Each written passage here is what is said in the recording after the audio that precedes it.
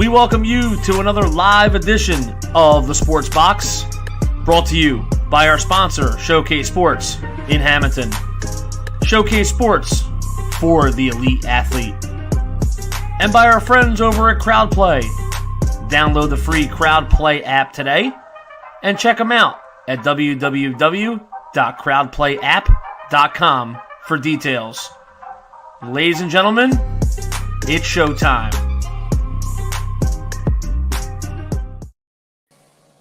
And welcome everybody to the first edition of Diamond Cutters here on the Sports Box, here on this opening day of baseball season.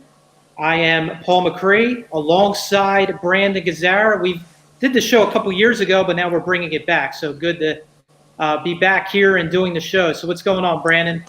Good to be back. It's opening day, so there's no complaints over here. Oh, yeah, absolutely. And obviously the started off, obviously just ending about 20 minutes ago, the Phillies with an opening day win over the division rival Braves, 3-2 in extra innings. So we'll get a little bit into that, but obviously this show is going to be a lot to do with the preview of the MLB season, since we did not have a show until tonight, but that's fine. Everybody's in the baseball groove anyway at this point with the season starting. So obviously we got some, media headlines. We got a special guest coming on here in about 15 minutes. Special guest Alex Yeargan of the East Village Times talking about the Padres. We're going to have him on in about 15 minutes or so.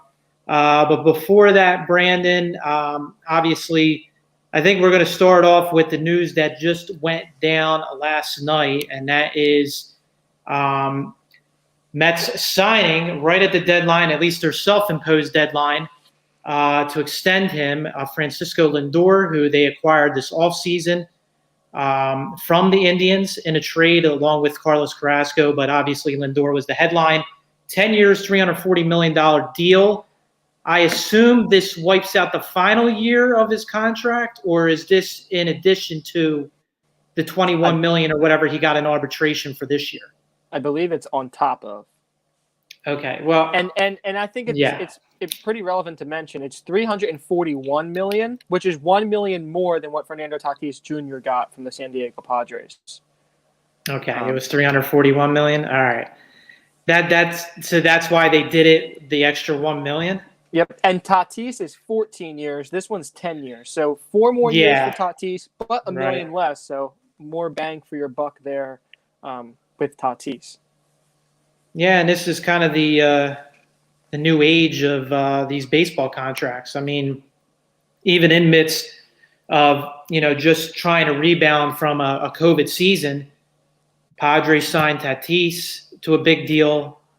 At 22 years of age, but nonetheless, Lindor, obviously you could see it more along the terms that he got, because of this was the last year of his arbitration. He was going to be a free agent next year. The Mets traded for him, so you knew they were going to eventually agree to a long-term deal, and it did get done at right before midnight last night. They announced it. Yeah, what's your? I mean, to me, I think it's a fine deal just based on what the market was. I think you might disagree with that. The shortstop market's going to be huge going into next year with guys like Javi Baez, Trevor Story. So there's a couple of those guys who are going to be free agents next year. So what's your initial thoughts on the contract? I mean, the Mets made the trade, right? I mean, so once they made the trade, it's kind of like the Dodgers last year with Mookie Betts. You're going to pay the player. So I don't fault them at all for doing that once they made that trade to go get Francisco Lindor.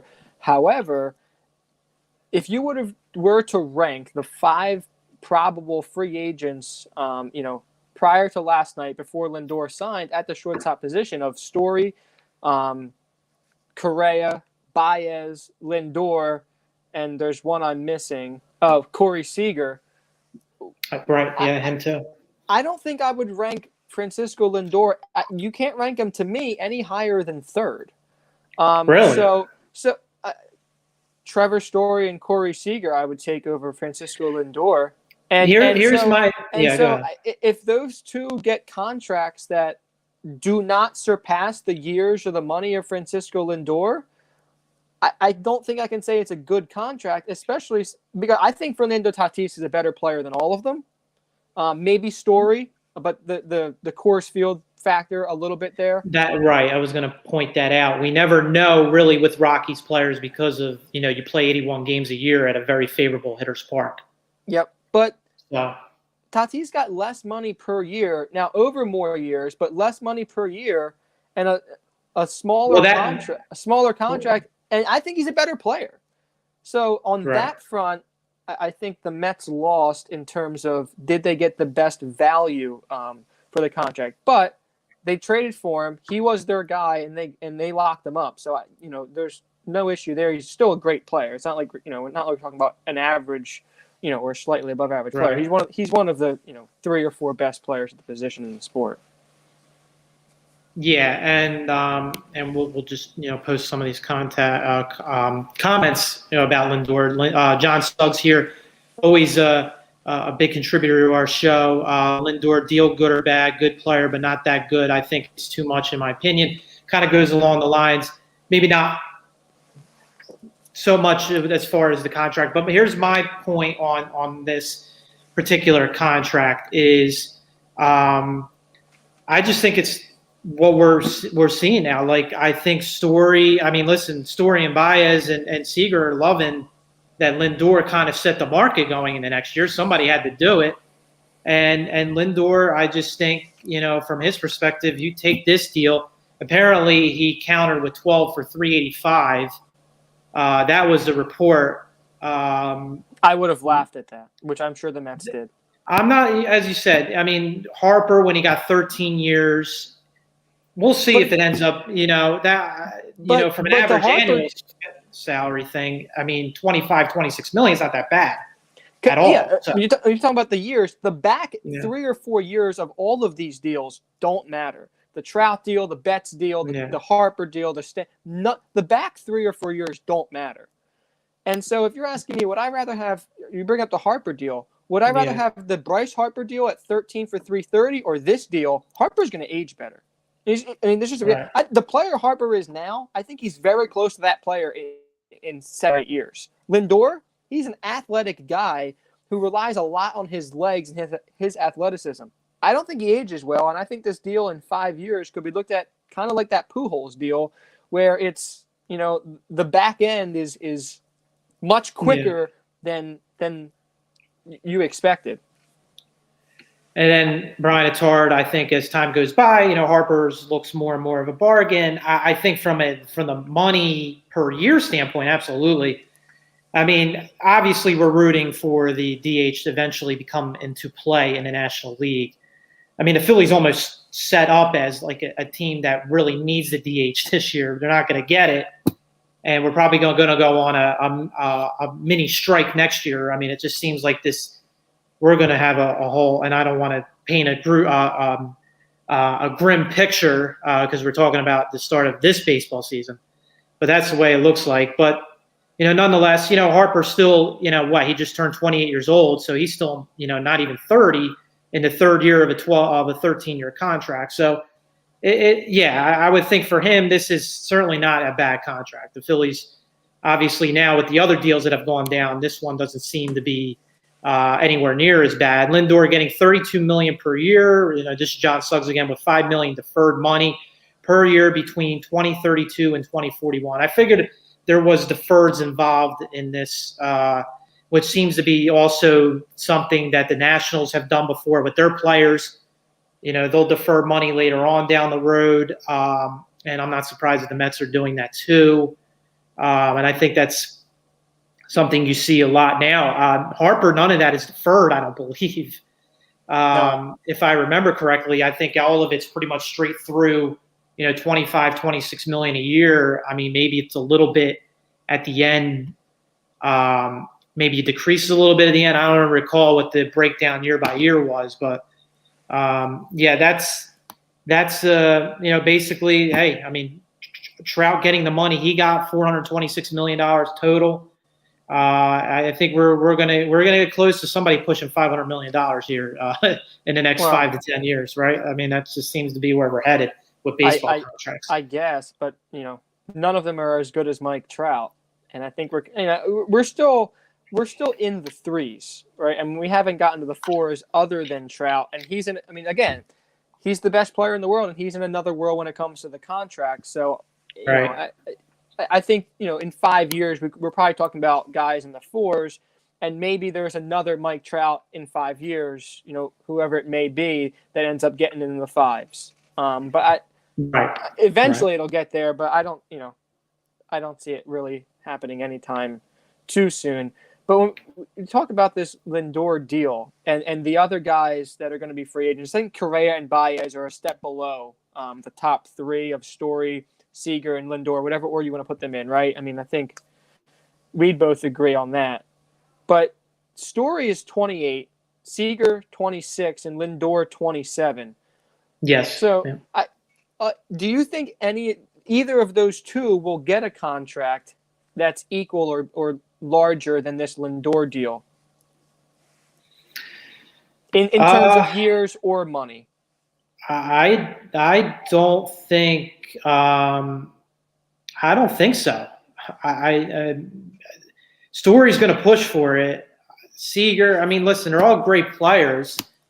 I just don't know. I mean, I feel like these guys, I see them more of $150 to $200 million players, but now here we are. We're talking about this market now just has been set by Lindor, a 27-year-old shortstop in the prime of his career. I guess it's going to be difficult now for those other teams, the Dodgers and the Rockies. I mean, the Rockies can't afford Story. No. I mean, they couldn't afford to keep Nolan Arenado and had to trade him after 2 years of his large contract. So the Rockies have no chance of keeping Trevor Story, right? I don't think. I mean, yeah, I don't think so. But they're not going to play in that pool. So I don't think I think there's a good chance both Story and Seager are playing in about, like you mentioned, the 170 market. 150 to 200. Which if I'm the Dodgers, who we know are just writing checks, to everyone because they can. If I'm the Dodgers, I'm looking at this like if we can possibly re-sign Corey Seager for maybe 6 years, $180 million. That's a steal compared to this contract to Francisco Lindor. I mean, and whoever gets Trevor Story with his age and all of these other things, I don't think either of them crosses the 200 million mark. I mean, unless one of them has an MVP caliber year, between Seager's injury history. He's a tremendous player, but I think he's around the 200 million mark, and same with Story, just because he's 28 years old, and the Coors Field factor does matter when it comes to these free agents. All right, well, we got our special guest. Don't want to keep him hanging here too long. Alex Yeargan, we'll bring him on the show right now. What's going on, Alex? How are you doing this evening? Doing great, guys. How are you? Good. Happy opening day. Obviously, of the East Village Times, we're going to be talking Padres here. The Padres are actually still playing their game against the Diamondbacks right now as we speak. Yu Darvish made his debut, so didn't go too well, did it, for Yu in his first outing with the Padres? Yeah, definitely not. Definitely not. There's too many hanging curveballs. Too many home runs leaving the ballpark, and got himself pulled before the fifth. Not something that we haven't seen from you. He's made a couple of switch teams, and then had a couple rough outings for him. He'll figure it out. He's got his catcher with him. It'll be okay. We ended up giving up the 6-1 lead, and then now we just took the lead just again. So hopefully they can pull it out here for opening day. Yeah, Alex, go on. So with all of the big money that the Padres have spent over the last 3 off seasons, whether it be Eric Hosmer, Manny Machado, and Fernando Tatis, the Padres not being a big market team, one of the smaller markets in the sport, can they continue to spend this type of money if they're not winning at the highest level, or is this money being spent solely dependent on them winning a championship? Yeah, I think it's a little bit of both. I mean, we heard from, Peter Seidler came out during the Tatis unveiling, and definitely had the famous words for all us Padre fans that we're not a small market team. He does not want to think of us as a small market team, don't have small market mentality kind of thing. We are the number 6 population, number 6 populous city in the nation. There's definitely Padre fans out here. When we suck, there's plenty of better things to do that we can spend our money on, and we have. But when the team's good, we come out there. Definitely, Seidler wants to come out, keep spending money. We've spent way more than they've ever spent. But the thing is, most of our roster is signed for 3 years. We're only losing a couple guys next year, Keone Kayla and Tommy Pham next year. Two guys that should contribute this year in a big way, but 2 very replaceable guys as well. Most of our guys, Yu Darvish, Snell, all the guys we just traded for, they're all signed for 3 years. So we're definitely trying to make a run. I know they've said even last year they want to make it a decade, of just between 2020 and 2030, that needs to be the Padres' decade. I do think if we want to spend too much more than where we're at, we do need to be successful. We do need to have those deep runs. Otherwise, Pham will go and we'll replace him with, prospects like Marcano coming up. Marcano had a big walk today and then scored the go-ahead run. So it's possible that we can still continue on this run, even with the prospects. As you guys know, we have one of the top farm systems for a couple years. Even after all these trades, still have a top 10 system. So it's definitely sustainable over the next years. Will we sign another $300 million contract? Probably not. But, that doesn't mean we can't get, guys. Parler's good at trading for guys. He got Cronenworth. He got Grisham. We have faith in him. Did you see this, Alex, when they signed Eric Hosmer like 3 years ago? Did you see this day 3 years later happening where they would be in this position?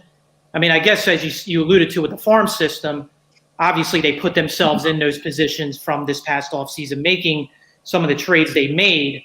But did you think the Hosmer thing obviously started this all off, kind of that statement to the fans that we're willing to spend the money and the farm system's going to come along with it, and then we'll go from there? Right. It was very difficult to see, to be perfectly honest. We didn't have very much going for us. We had already seen a couple of guys come up. Guys like Hunter Renfroe, Emmanuel Margot came up. These guys are supposed to be top prospects. They come up and they just don't do it. And we've seen that before with the Padres. They'll go on a run and then they'll kind of, get a good farm system going, but these guys just don't do anything. And it looked like that's where we were headed.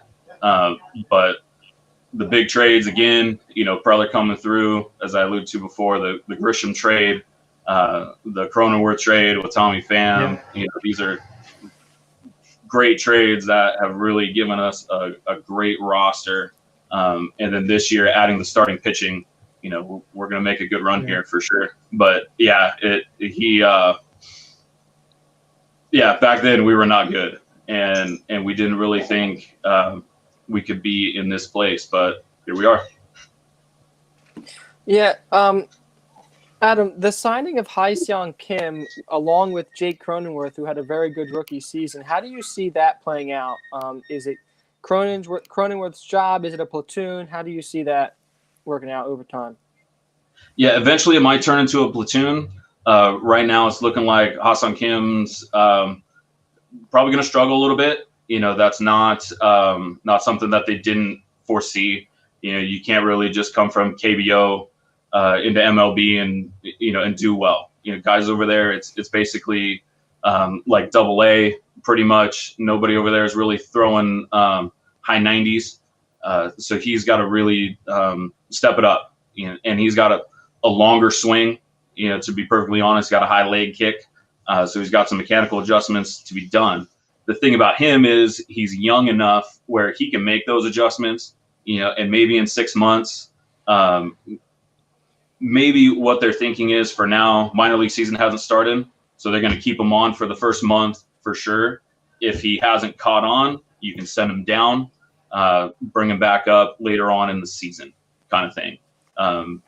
They're open. But basically, he was brought on to contribute year 2 and year 3. What kind of player are we looking at with Kim? What's his floor? Is it an all-star level, or is it just an everyday type of player? Or what kind of player are we looking at? Because coming from Korea, there's not a whole lot of knowledge that we have on these guys. So what type of player do you expect him to be? Right. His floor is probably a utility guy. He can play a bunch of different positions.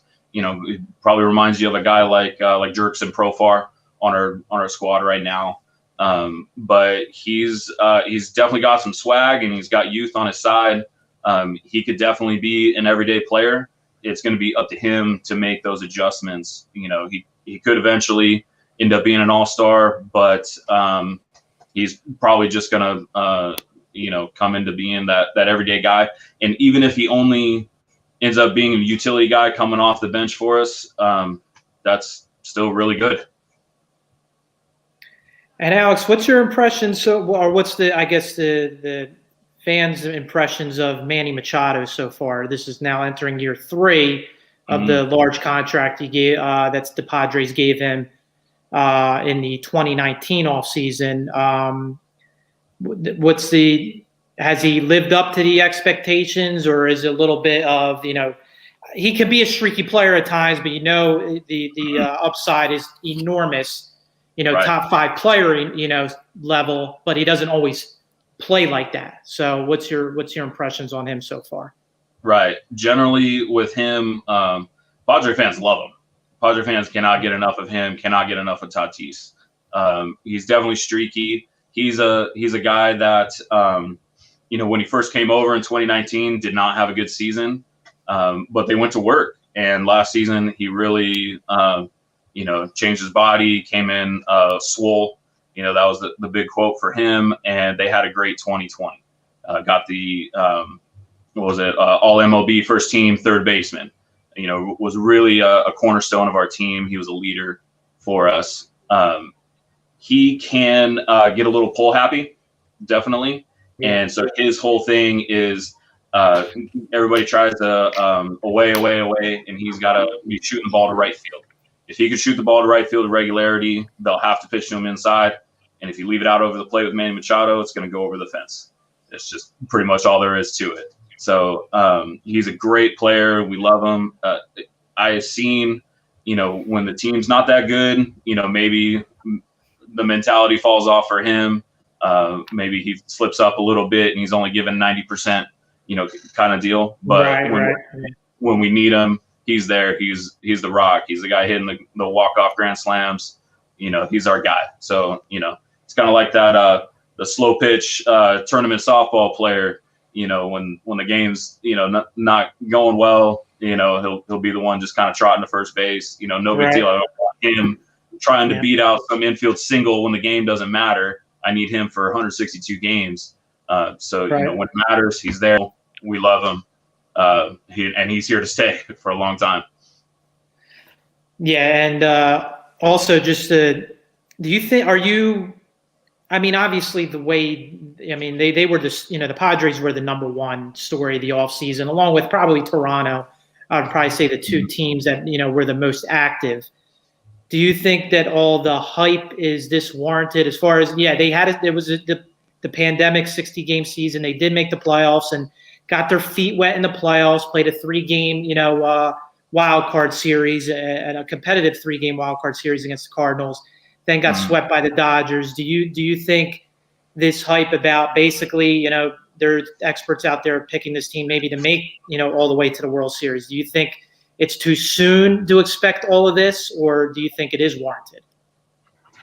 I think it's both. I think the roster is deep. The starting pitching is insane on the team. The bullpen's deep. They got hitters all the way through the lineup, 1 through 9 or 1 through 8. Yeah, thanks guys for pitchers hitting. But this team's really good. So yeah, we should have high expectations, but we shouldn't exactly be expecting them to win the World Series right away. But that is a possibility for sure. There's always the Dodgers there. there's always this, we're going to have to win the NL West. We're going to have to win 100 games. I mean, and that's not easy. Not a whole lot of teams do that, and you might have two teams knocking on that door here, with the Dodgers probably going to be, the first one to win 100 games is going to win the division. The other team probably gets the Mets in a 1-game playoff and Jacob deGrom. So, I mean, that's not like, that would suck, to be perfectly honest. And then not only that, even if you get past deGrom, you're probably going to have to face the Dodgers in the second round because they're probably going to be the first overall seed. So here you could have a 90, 95 win team, you can get knocked out in the first game or the first round, which, so goes it. But, we're really not going to worry about that yet. It's a long season, 161 games to go. So anything can happen. Anything can happen. We can win the division, by a mile.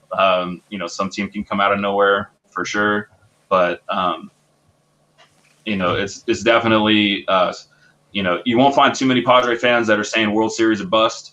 But, we do expect playoffs, and we do expect, just fun and excitement being in it, meaningful September games for sure. Yeah, Alex, a lot of experts that I've seen have been either, all in on the Dodgers again, the repeat, or all in on the Padres to take that next step and get to the World Series or potentially win it. Do you look at it as a two-team race, not just in the National League West, but in the National League, or do you think that there are other teams, maybe the Braves, the Cardinals, the Mets, like you mentioned with Jacob deGrom? Do you think it's Padres, Dodgers, or, are there multiple other teams? There should be other teams for sure. The Braves definitely, it's going to be a tight race. I don't think anybody's going to come out of the Central and really do too much damage. Nobody looks all that great from there. But definitely the Braves and the Mets and the Dodgers, would definitely give us a run. I mean, the Braves had the Dodgers up 3-1, just last year. Yeah. And they didn't have their top pitcher. So they're even better than they were last year. And, they could, just because you get past the Dodgers doesn't mean anything. So you're still going to have somebody else that you got to get past. Well, do you see this being a safe bet that they are a 95 win team, or do you think more low 90s? I'd say the safe bet is probably 90. I wouldn't be surprised at 95. I wouldn't be surprised at 99 or 100, to be perfectly honest. If things go right, but we're the Padres, things never go right for us. So who knows? We're just excited. Just take it one game at a time and keep going. Right. And has it, I could be wrong, has it been, well, last year obviously was a playoff year, but before that, was it 2007, the last year against with Jake Peavy and Bruce Bochy's last year there? Was that the last time they made the playoffs before this past year? I believe so. They made it a couple of times in between the 98 run, but no wins at all. I think it was 2007. I want to say they played a wild card game against Colorado the year the Rockies went all the way to the World Series. Yeah, Matt and Holliday. I think yes, that's the game. So that counted as a playoff appearance because they went to the wild card game. But I think that was the last time. So it was a long 13 years of agony in San Diego. But obviously, as you said, when they're good, they will come out and obviously root for their team. Obviously, with the Chargers no longer being there, I mean, they're really the only game in town. So, obviously that helps as well. But I think it's good for baseball that you have, the Padres in the mix and, a rivalry that could be, undergoing here for the years to come with the Dodgers and, obviously, the Braves in the East. I mean, the whole National League East. I mean, the National League East is just going to be, even the Marlins are not going to be a pushover. The Marlins made the playoffs last year in a 60-game season. Mm-hmm. And, every team in that division is very competitive. So I think it's, you think as far as, I guess, just looking at the National League landscape, it's going to be a very competitive National League this year? Absolutely. Absolutely. Dogfight till the end, for sure. Luckily, teams in our division aren't that great. Arenado got traded away. Right. Yeah. The Rockies are just in total disarray. The Diamondbacks that we're playing right now, they're full of like good but not great players. Exactly. They can give you a run for your money, but at the end of the day, we should beat them. They have like one great player, Ketel Marte, for sure. I would love to have him in the week, but other than that, their opening day starters, Mad Bum. We're not. We should win 3 out of 4 every time we play. 5 years ago, Mad Bum was quite the.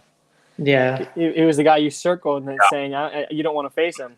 I think they're that day, or stomach ache, something.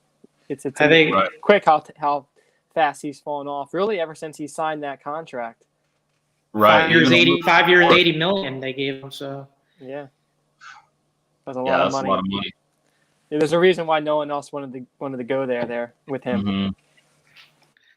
Yeah, I was hearing the Padres talk to him, but it was a little more than just courtesy. Hey, what you looking for? You're a good guy we played against, but yeah, we weren't going to go anywhere near there. They were probably thinking more along the lines of a 1-year deal, and that wouldn't have worked out at all. But yeah, now the Diamondbacks are stuck with him, and they look the way of going the Giants. They had a bunch of guys they gave a bunch of money to, and those guys haven't performed, and that's why they've been in the cellar for a while. The problem with them is a lot of their money comes off the books next year. They're going to be real competitive. I do expect them to go after one of those shortstops to replace Crawford. So they might be good next year, but this year probably not. And finally, Alex, what's your? We're going to do our playoff and World Series predictions here in the next half hour of the show. What's your prediction for the? How about your World Series prediction? I think you kind of tell the tale of what the National League picture was going to look like. So, what's your World Series prediction here? Right. The fan in me is saying, Padres over, Padres over Yankees, or whoever makes it out of the AL. But like I said, it's wide open.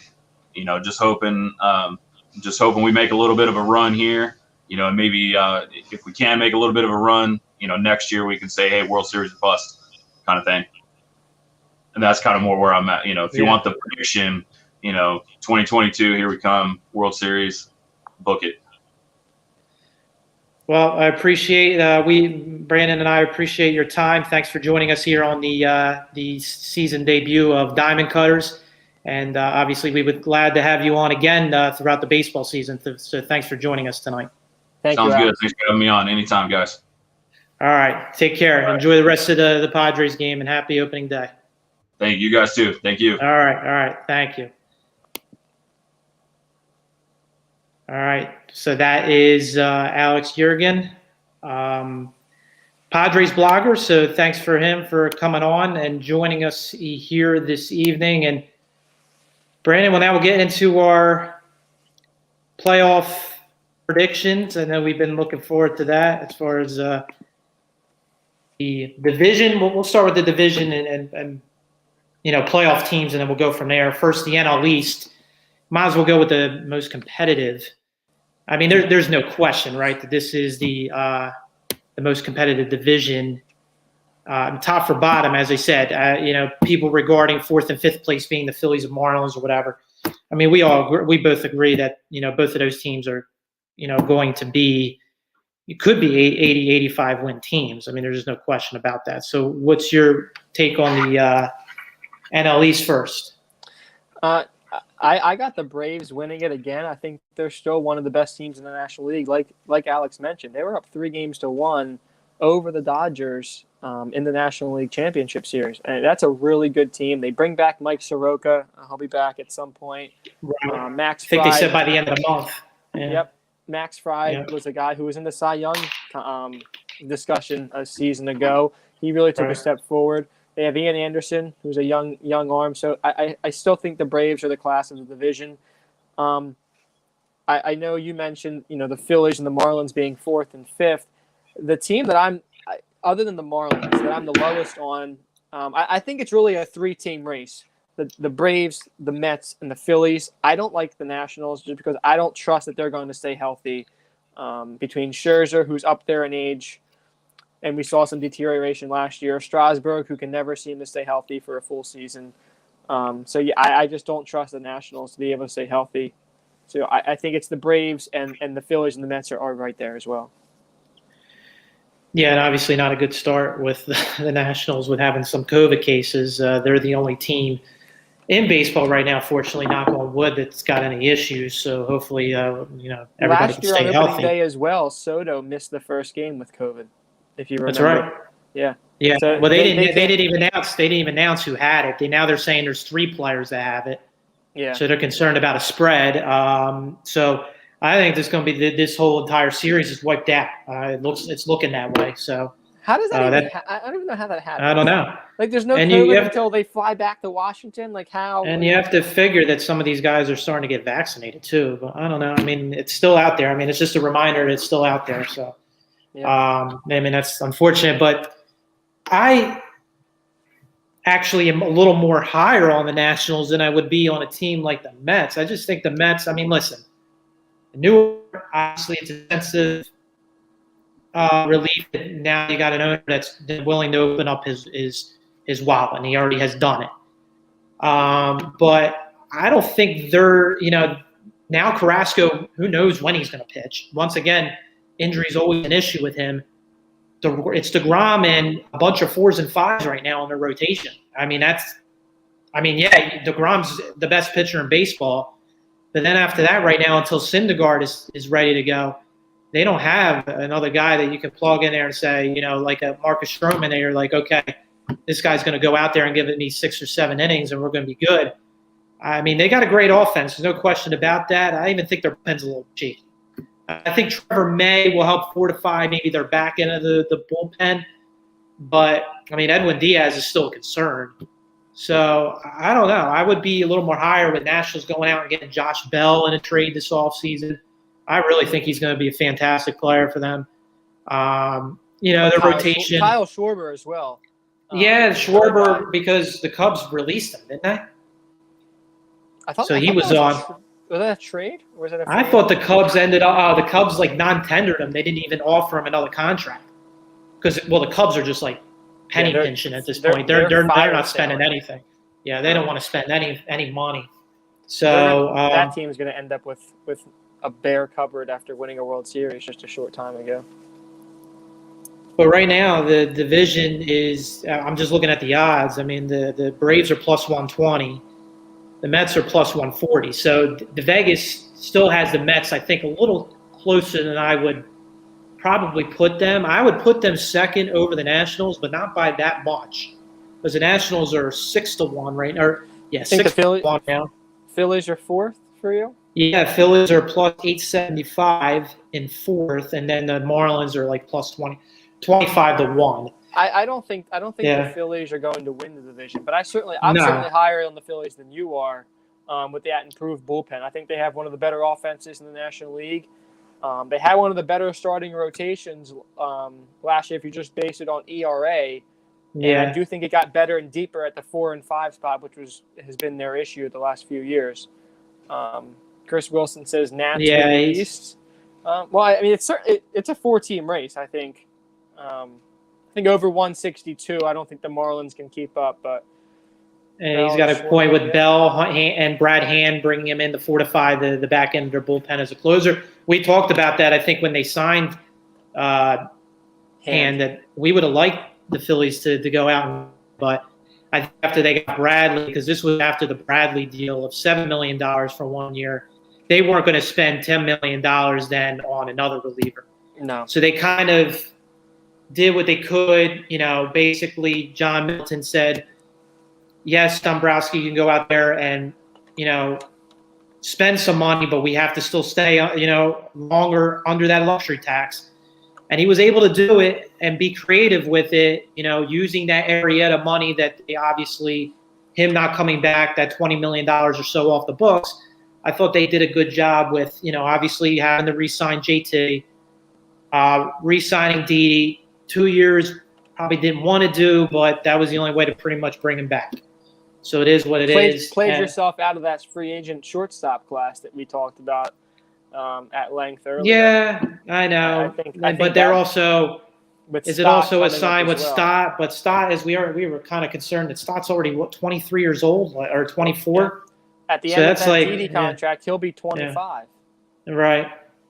But I think as far as you saw the preview today with the Phillies with the bullpen, obviously you got guys throwing a lot harder. It's just about harnessing and controlling that stuff, commanding it, and hopefully they can do it. Alvarado didn't command it, but he still struck out the side. So. Yep. Did what he had to do there. For me, so what was your prediction in the NL East? You're saying the Braves? Braves win the East. I have the Phillies finishing second as a wild card. Okay, I have the Braves winning the East. I'll get back to you on the wild card, whether or not that wild card comes out of the East, or whether or not it's tough. Obviously, the Central. You're not going to make your pick? Wow, on the wild card, I'll get back to it. All right. The National League Central is regarded, obviously, as the weakest division of all of baseball. No doubt. Yeah. Certainly in the National League. Yeah. Cardinals are slight favor at plus 105. So what's and then it's the Brewers, who made a couple late solid moves. Defensively, they're going to be excellent up the middle with Wong and I think Urias, I believe, is the shortstop, and Jackie Bradley in center field. Yeah, they brought in Bradley Jr. late in the offseason. Yeah. Yep. But I like the Cardinals adding Nolan Arenado. I mean, they made it to the playoffs last year. I've liked the Cardinals for a while. They added Arenado, who they've been on for a long time. To me, Arenado is one of the 5 or 6 best players in the sport. I think he brings 35, 40 home runs, 120 RBIs. That's what he's been for the last 6 years, and he's going to play elite platinum glove level defense. I like the Cardinals to win that division. I think the class of it. I think the Brewers keep it interesting, certainly through August. But I think in the end, Arenado and Goldschmidt, they're too much for the rest of that division. Yeah, the Cardinals are a little bit top heavy with their lineup. Obviously, Goldschmidt and Arenado as good as it gets as your 2-3. I think if you got a guy like Dylan Carlson, right now their center fielder, who I believe hit a home run today, if you can get him right now, he's slotted hitting 7th. But I think this is a guy that can eventually be higher up in the order and could be a factor. If you could get one of these young players like him, O'Neill as well. If you could get one of those other guys to really be a force in that lineup, then I agree. I think the Cardinals will probably win the division. But as we know, 2 great hitters don't necessarily win you games, or win you divisions. You need to have a collective effort. I think they have enough in their rotation. Jack Flaherty's good. He didn't have a good outing today in the opener against the Reds, but I think he's going to be fine. The Reds, to me, I thought this was going to be the team that was going to eventually be, with the farm system they had and the guys that they were bringing up, that they were going to be the team that was going to be the National League Central, teams moving forward. I think last year was their only shot. Really? Because they had Bauer. I mean, they lost Bauer. Votto's up there in age now, and he's just not the same player he once was. I don't really think they're much of a threat.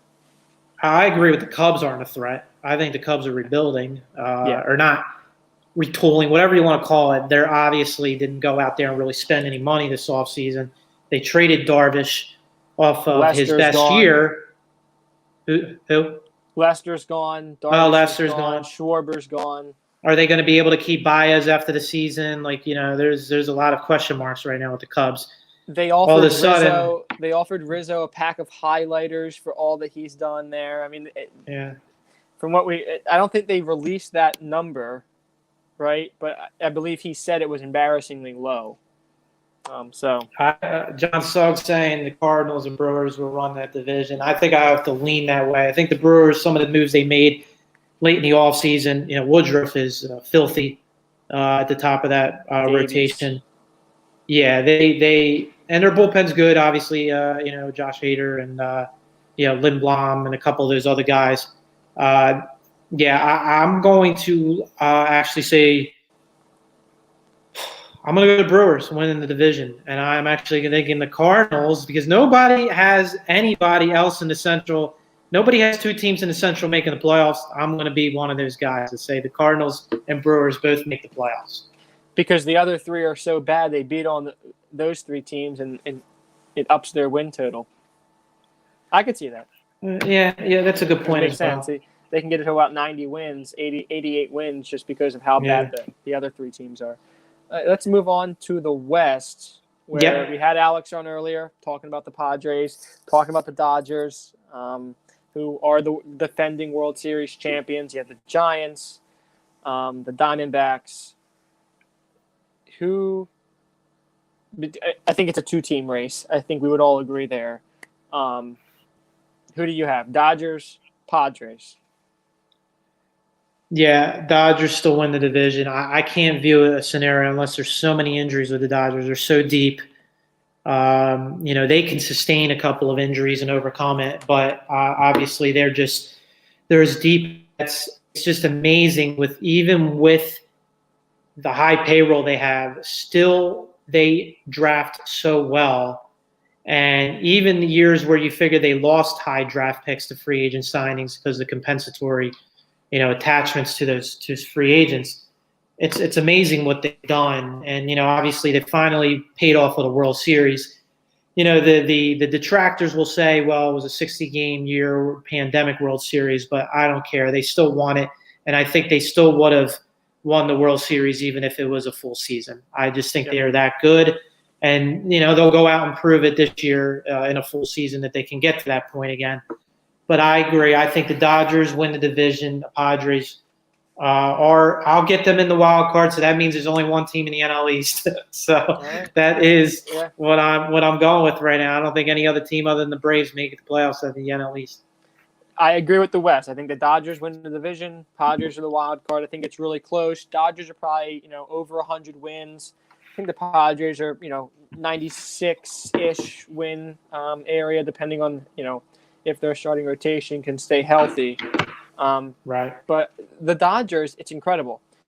They have to be the only team ever to have three guys who could win the Cy Young in their starting rotation and three guys who you look at as MVP favorites. I mean, you got Betts, Bellinger, Seager, and then Kershaw, Buehler, Bauer, all guys who could win the Cy Young or the MVP.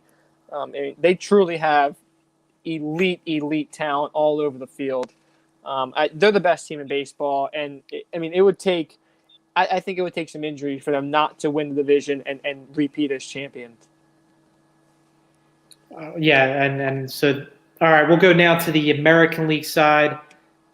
Start with the American League East. Obviously, this is also the Yankees are obviously still regarded as the favorites, but then you have the Blue Jays, who were when we had talking about the Padres. They were Toronto was just as active, bringing in George Springer, his $150 million contract. Marcus Semien, 1 year, $18 million deal. Their lineup was already very good. It just got better. Add some guys to the rotation that I think are, you're hoping with higher upside can make that next step. They brought in Steven Matz, I know, in the trade with the Mets as well. But Hyun-Jin Ryu had a really good season for them last year. Free agent deal that worked out in year one for them. So look to see if that continues. He had a pretty decent outing today against the Yankees in his first outing. They beat the Yankees in the extra innings 3-2 this afternoon. But it's not about one game. It's a 162-game season. So what's your the Rays, they went a little bit selling mode again. Didn't bring back Morton, traded Snell, traded a guy like Alvarado out of the bullpen. But they went to the World Series last year, and people forget about it already, I think. So what's your take on this division? You mentioned the Rays. I mean, they're kind of like the Oakland A's, where they can lose players and they somehow still win a lot of games every single year. And you don't really know who their players are until, mid-July. But I think the Yankees are the class of this division still. Cole, Judge, Stanton, Torres, LeMahieu, who they were able to bring back on a nice contract. I think the Yankees win this division. And don't you think I I was just going quickly with the LeMahieu. Don't you think they gave him a little too many years? Didn't give him 6 years? Yeah, 6 for 90 though. I mean, 32-year-old. I know he's played very, very well for them so far, but you have to figure the digression's coming at some point here soon. I mean, it's basically one more year than what Lindor got. Essentially, because he's 32 and he got 6, and Lindor's 27 and got 10. I understand, but LeMahieu's always been a very solid player, but it just AAV. Yeah, right. What it is? It's $20 million or 15. 15, because I'm is pretty it sure 15? 6 for 90, I believe, was the deal. I think you're right. I thought it was 100, but you're probably right. He was always a solid player for the Rockies. But it just seemed like, obviously, the last couple of years, I don't know if Yankee Stadium, the ballpark helps as well, but it seems like that ballpark really helps him. I think he's a very good player. I don't think he's a elite player, but I think he's a very good player. You have to figure at 32, that's eventually he's going to digress. It might not happen this year, but it's going to happen maybe year 2 or 3 of that contract. Atard says, talk to me about Jameson Taillon. He's been a good pitcher when he's been healthy. He's had some health problems. I don't think he's making his first start. I think they're pushing him back to the 6th game because he's coming off of an injury. I do think he's going to help in that rotation. They need Severino back if they're going to win the World Series. The Yankees can't win the World Series with Garrett Cole as their only horse at the top. They need Luis Severino to be Luis Severino if they're going to win the World Series. But I'd like the Yankees to win this division. And we mentioned the Blue Jays. I think the Blue Jays are going to be really good. I think they're going to win about 88 to 90 games, and they're going to get a wild card in the American League. Yeah, I'm going to go with I'm going to go with the Yankees winning the division, and I am actually going to go with one of the wild card teams as the Rays again. I'm going to go with them over Toronto. No, I think it's going to be. I think the Blue Jays are somewhere around that 85 to 88, and then I'm going to go with the Rays pushing 90 again. I just think they still have a lot. I think Rosarina is a tremendous player. I think last year is not a fluke as far as what he did in the postseason. He is going to be very, very good for them. So I like what I see from the Rays. Even, listen, they have a tremendous farm system. Wander Franco's waiting in the wings is one of the best prospects in baseball. So I think they'll be quite all right with the prospects they have coming up. What do you think of now the Central? I mean, this is a loaded division, at least from the star power between the White Sox and the Twins. Indians obviously taking a huge step back. So what's your takes on the Central? Yeah, I think it's a 2-team race again. Kind of like the National League Central, where I think the other teams have all kind of fallen off. I do think the Royals are a little bit better. They're more competitive with Andrew Benintendi. But the White Sox lose Luis Robert, and today the Twins, after hitting a double in his first at-bat, the Twins lose Josh Donaldson for what looks to be another calf strain, which he's dealt with now for the last 3 years, it seems like. So I really liked the White Sox with Luis Robert as potentially a World Series sleeper. I'm still going to go with the White Sox because I trust in Tony Russa and Lucas Giolito, Jose Abreu, who won the American League MVP, Tim Anderson. I think they have some really good players. I'm going to go. They brought back Adam Eaton in right field. I'm going to go with the White Sox, but do not count the Twins out, especially if Donaldson and Nelson Cruz are healthy. That's going to be a very tough competitive division to the end. I agree. I think between those two teams, I'm going to go with the White Sox winning the division. I think they they learned to, they took their playoff lumps last year, losing. They lost to the A's, right? Didn't they lose to the A's? Or did they beat the A's? I think I don't remember. Yeah. Weird year. I don't remember anything. Yeah, and But they I mean, I know they made the Tony postseason. La Russa, now Sorry. the manager. Tony La Russa comes back after not managing 2010. That's right. Jeez. So he's back in the dugout. I do think that matters. He's one of the best managers the sport's ever seen. Can he adjust to the analytics, the new age of player?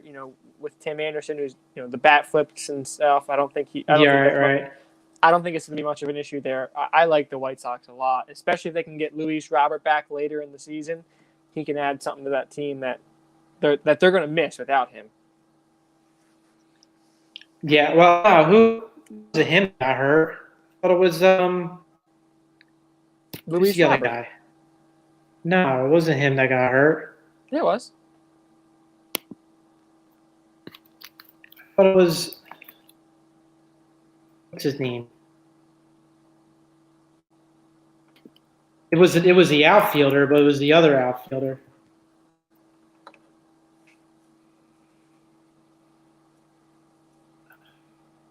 Never mind. I don't know.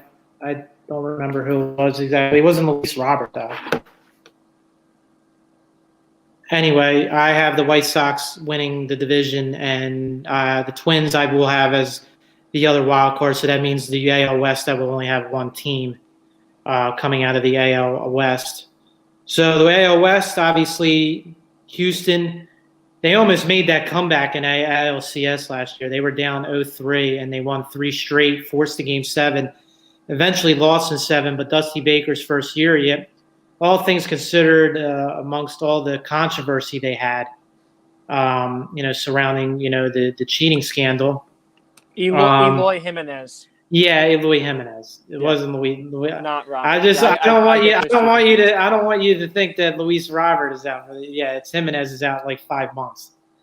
Yeah. But glad we were able to correct that. But yeah, so what's your thoughts? Both Houston and Oakland made the playoffs last year. I have one of those teams obviously not making it this year. So what's your take? Yeah, I have one of those teams not making it as well, but I have 2 teams in this division making the playoffs. I have the Astros winning the division. Verlander's back. McCullers is back. He's healthy off the Tommy John from a couple of years ago. Greinke's still, I believe, one of the better pitchers in the sport. He's just consistent, gives you innings, keeps you in the game. You still have Altuve, who I think is going to bounce back. He really had a phenomenal postseason. Bregman, he's going to bounce back. Brantley, Yordan Alvarez, who they get back after missing the entire season last year with some knee issues. I like the Astros. I think they're the deepest team in this division. I'm going with the Angels. Really? As a wild card. Okay. Not in winning the division. Okay. No. Mostly because I want them to, and I don't really know. I feel like you're willing it. Yeah. Yeah, I'm trying. I'm trying to will the best player I've ever seen in my life into the postseason for the second time. Right. I think a full 162 with Trout and Rendon. If you look at any duo in a lineup, to me that's the best in baseball. Trout, Rendon, they hit 2-3. I think that's the best in the sport. They did bring in Jose Quintana. They have Dylan Bundy, who's starting tonight. Justin Upton still. Pujols is old, but they're going to need Ohtani to stay healthy. I mean, that's probably the biggest. That's probably the most important player for them, other than Trout, obviously. But if he can be very good at one of the two, whether it be hitting or pitching, I think they can make the playoffs. I think they need him more as a pitcher. Well, to be honest with you, they need him more as a pitcher. I think he is a better hitter. Right, I think so too. Because I think he can be, a 35 home run guy if he was just a hitter. But they need him so badly to be a pitcher that I don't think they want to let him give that up until they've really exhausted all of those options. But I think if he's able to stay healthy, the Angels are going to get into the playoffs. I'm kind of willing that one because I want to see Trout in the playoffs again. But I don't think it's unreasonable to pick Trout, Rendon, and Ohtani to get to the playoffs as a wild card.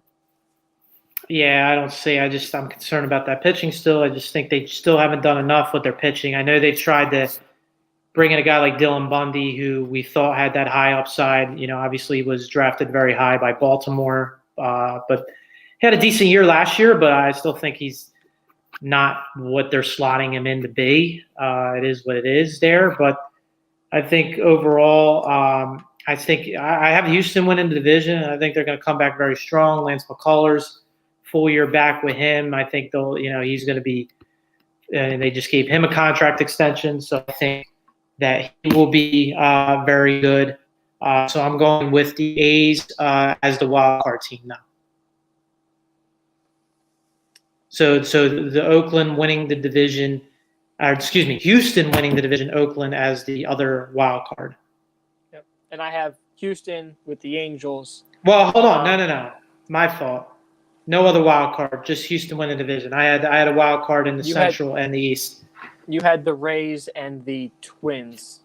Don't you wish there was an extra playoff? Don't you wish there was an extra playoff this year? No, I do like the way baseball does it. I really do. No. I think it's the best. I kind of do like it that way too. Yeah. It makes you feel like the best teams are there, and it's not just a participation trophy to get to the playoffs. But we went through our divisions, wild cards. Now World Series. We got to do World Series. I guess I'll go first. I've been taking the Yankees in the American League for the last 3 or 4 years. I feel like they are the only team that can win the World Series in the American League. I don't think anyone else can. If the Yankees are right, if the Yankees are healthy, they're going to be in the World Series. And I have them playing again, and this might be a shocker, the Cardinals. Because I mentioned Goldschmidt, Arenado. What Nolan Arenado brings to any team is so elite. I really think he gets them over the top. And with Jack Flaherty, who's an excellent pitcher, I think he had a little bit of a down year last year off of a Cy Young caliber year the year before, but shortened season. I think he bounces back. I like the Yankees over the Cardinals. I think Severino comes back and helps the Yankees get their 28th championship. I roll, but it is what it is. Okay, I am going to go with, in the National League, I'm going to go with the Braves. I think this is now or never for them. Well, not now or never, actually, because they are set up very well for years to come. But I just feel like they keep knocking on the door here. I think that they'll use that motivation from being one win away from going to the World Series last year, up 3-1 against the Dodgers, and take them over the top. And then I have in the American League, I'm going to go with the White Sox. So the White Sox versus the Braves in the World Series.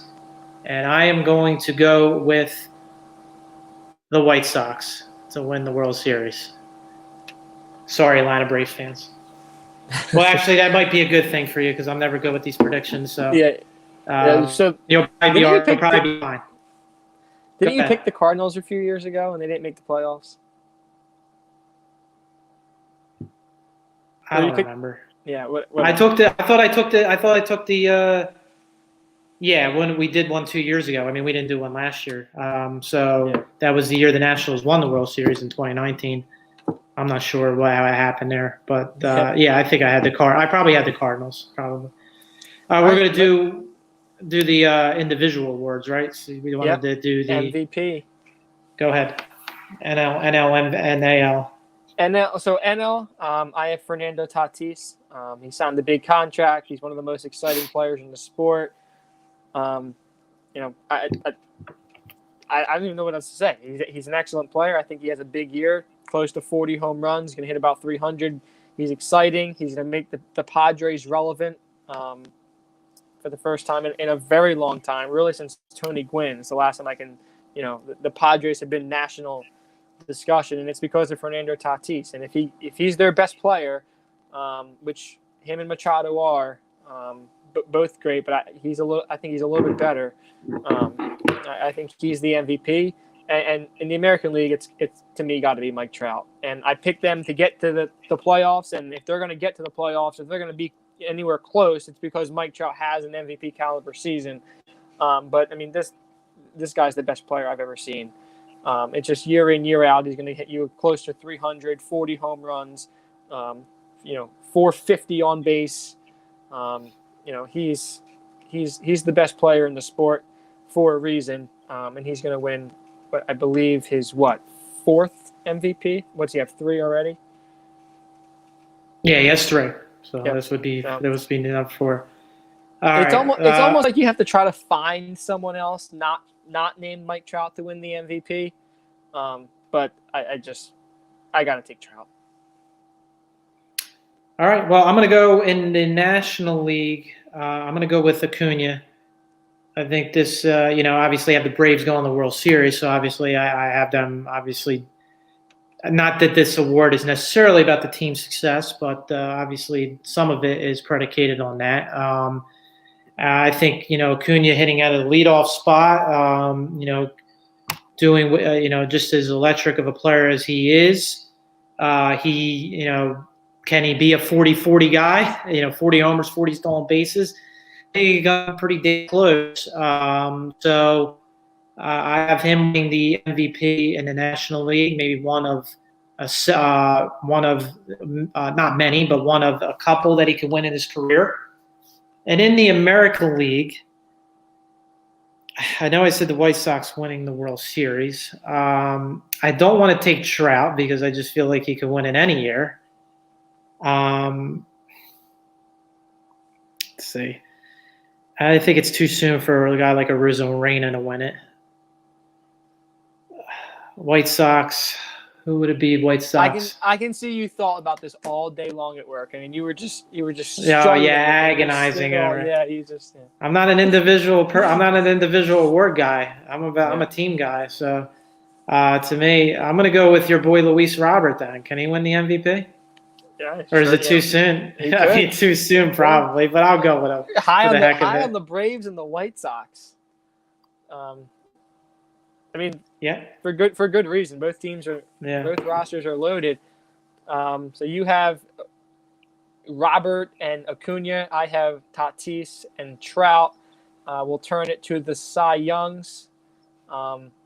Again, I'm kind of going with chalk here. I'm taking Jacob deGrom in the National League, best pitcher in the sport, and Garrett Cole in the American League, second best pitcher in the sport. Sue me. That's my picks. That's fine. I'm going to go a little outside the box. National League, I'm going to go with Walker Buehler. I see what you did there. Well, yeah, exactly. And in the American League, not going to go with Garrett Cole. Find a White Sox. You got to find a White Sox. Actually, in the National League, I wanted to go with Blake Snell, but I don't think I think that's a little. I'll go with Buehler instead. But let's just say he probably won't be getting taken out after 5 innings of dominance. Not quite the absurd analytical department in San Diego as compared to Tampa. Yeah. But okay, in the American League, I mean, Cole obviously will be top 3, top 5, you would think. As you can see, I'm going to go with Kenta Maeda. I'm going to go with Kenta Maeda. How about that? Yeah. He's a guy who I don't think's ever made 30 starts in a season. No? I don't believe so. I thought he was pretty durable, actually, but maybe not. Best starting pitcher. Not a bad choice. All right. Do you have rookie? Yeah. Do you have rookie of the year? You really have rookie of the year, guys? I can only tell you. I'll tell you one. Give us a name to watch. Ian Anderson. Well, everybody kind of knows about him now with Atlanta, but I think even though a pitcher, it's tough to win a rookie or tough to win an individual award like that. Usually, it would have to be the Cy Young, but I think Ian Anderson can make enough of an impact every 5th day to win the rookie of the year. All right. In the American League, who's that guy on the Pirates? People are high on him too. The kid from the Pirates, one of those hitters that came up late last year, maybe the last couple weeks of the season, or probably the last month. Kirsten Pache is with the Braves. For the Braves, the kid can play. Yeah, you saw that a little bit today against the Phillies. Yep. Even though he's hitting at the bottom of the order, right? He's a center fielder, but he's still. Well, I mean that lineup is. It's he's deep. He's not going to hit, unless he's hitting, deserves to bump Swanson in the 6th spot, but I don't see that happening for a little bit. Anything else you had tonight, Paul? No, if you didn't have another Rookie of the Year, I mean, obviously said this is our first show, so thanks everybody for chiming in, commenting, appreciate it. Obviously, Alex Yeargan, our special guest this evening with the Padres, East Village Times, talking Padres, very plugged in. So we got to talk to him about obviously all the buzz surrounding San Diego and their season ahead. And obviously, we'll be with you for the weeks ahead here.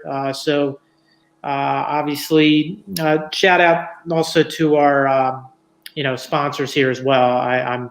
I'll get reprimanded if I don't say anything, I guess. So CrowdPlay is the one. Also, Dave Birnbaum of ReMax Community. So check out, obviously, the Facebook page for all that information. And also our newest sponsor, Showcase Sports in Hamilton. Very happy to have them on board, and they will be moving to a new location soon. So we'll reveal all that when the time comes. So we're looking forward to, obviously, partnering with them. So thanks, everybody, once again for joining us this evening. Once again, Paul McCree, Brandon Gazzara. It was great to have everybody here tonight, and we will see you next week here on Diamond Cutters here on the Sports Box. Have a great week, everybody. Enjoy all the baseball action again. Enjoy baseball and have a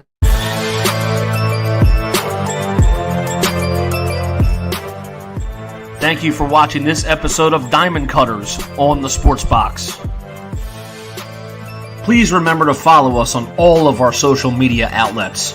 On Facebook at Sportsbox Show, Twitter at Sportsbox Show, Instagram at The Sportsbox Show. Find us on YouTube and join Outside the Box, our Facebook sports discussion group. The Sports Box is brought to you by our sponsor, Showcase Sports in Hamilton. Showcase Sports for the elite athlete. And also our friends over at CrowdPlay. Download the free CrowdPlay app today and use promo code THEBOX at sign up for 10 free points. Thank you for joining us.